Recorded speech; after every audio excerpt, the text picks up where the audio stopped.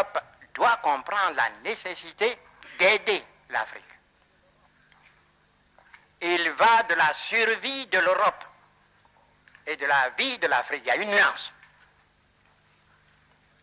Je continue à me battre pour faire comprendre à nos partenaires européens que la lutte finale, si la lutte doit être finale, ce ne serait pas avec des fusées. Ce serait sur le plan essentiellement économique.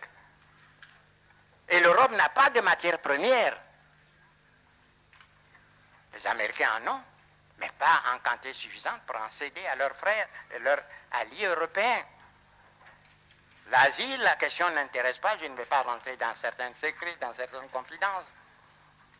Mais l'Asie, même si elle avait des matières premières, le chiffre de la population est tel qu'elle ne pourrait pas, l'Asie ne pourrait pas couvrir ses propres besoins. L'Amérique latine, c'est la situation qui prévaut depuis des siècles dans cette partie de l'Amérique.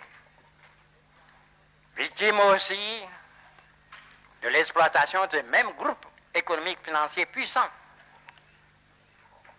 ne peuvent venir au secours de l'Europe sur le plan des matières premières. Il n'y a que nous, l'Afrique, de loin, le grand propriétaire des matières premières. Nous recelons. L'Afrique n'est pas suffisamment prospectée. Mais on peut admettre sans crainte de moindre démenti que nous sommes les premiers pour le faire, les premiers pour les bauxites.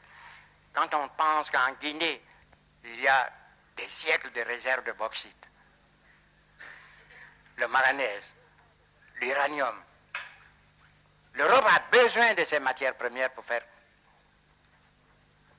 donner du travail à ces hommes, à ces ouvriers. Imaginez-vous la pauvreté se généralisant, la révolte des jeunes exploités par d'autres. Permettez-moi de ne pas aller loin dans ma pensée. Et si ces matières premières ne parvenaient pas un jour à l'Europe, voyez, notre ami à faire face à 1 million ou 2 millions de chômeurs, et ce n'est pas facile de régler cela, malgré leur bonne volonté, ils y arriveront. Mais si l'Europe venait à être privée de matières premières, c'est le chômage généralisé et qui conduira où, vous le savez vous-même. On n'aura pas besoin de tirer un coup de fusil. Voilà ce que nous nous évertuons à faire comprendre à nos frères européens. Nos intérêts sont solidaires. Il faut qu'ils nous aident à nous développer. Vous avez parlé de l'autosuffisance alimentaire. Nous en sommes conscients. Vous croyez que c'est de gaieté de cœur que nos frères tendent la main chaque année pour une aide alimentaire? Ils sont très dignes, mais ils n'ont pas le choix. Je l'ai dit en Côte d'Ivoire, et c'est la pensée du jour qu'on récite chez moi. L'homme qui a faim n'est pas libre. Et c'est vrai. Nous avons quitté la dépendance coloniale. Mais après 20 ans, nous pouvons faire le point. Pour l'essentiel de notre existence. Pour la nourriture, pour beaucoup. Pour nos soins médicaux. Pour notre éducation. Bref, pour tout ce qui permet l'épanouissement de l'être humain, nous sommes obligés, il faut le reconnaître, de nous adresser à nos anciens colonisateurs. Vous ne croyez pas que nous soyons conscients de cette triste situation? Nous voulons nous évader de cette situation-là et nous demandons à ce qu'on nous aide.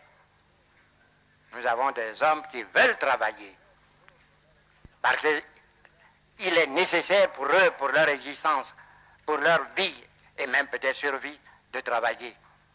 Mais il faut qu'on nous aide. Nous ne demandons pas l'aumône.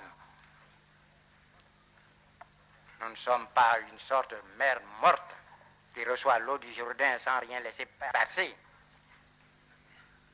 Voyez-vous, nous parlons avec beaucoup d'images. Et voudrez-vous que je vous dise ceci pour conclure? Chez nous, on dit qu'il faut que vous nourrissiez votre enfant. jusqu'à ce qu'il ait poussé des dents, afin qu'il vous nourrisse quand vous aurez perdu les vôtres.